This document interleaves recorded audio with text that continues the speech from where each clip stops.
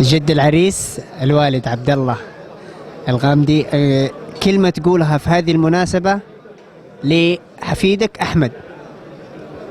الحمد لله رب العالمين، والصلاة والسلام على أشرف المرسلين نبينا محمد صلى الله عليه وسلم. المناسبة يعني شرح وفرح، والحمد لله رب العالمين، وإحنا كنا نتمنى هذا الشيء، واللهم لك الحمد اللي حصل. نتمنى لهم التوفيق، ونسأل الله أن يرزقهم المال والبنون وزينة الحياة الدنيا، ويستر علينا وعليهم. والحفل زي ما أنت مشاهد حفل محي مريح على كل شيء، والحمد لله رب العالمين. نسأل الله أن يوفقنا ويوفقكم لما فيه الخير والصلاح، وهو على كل شيء قدير.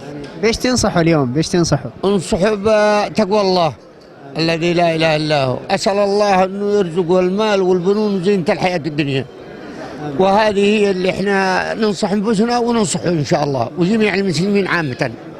نتمنى لنا ولكم وله التوفيق من عند الله. امين يا رب. احنا نتمنى له التوفيق ونتمنى لك الصحة والعافية ان شاء الله. بارك الله فيك وطول الله عمرك وعمر اللي معك.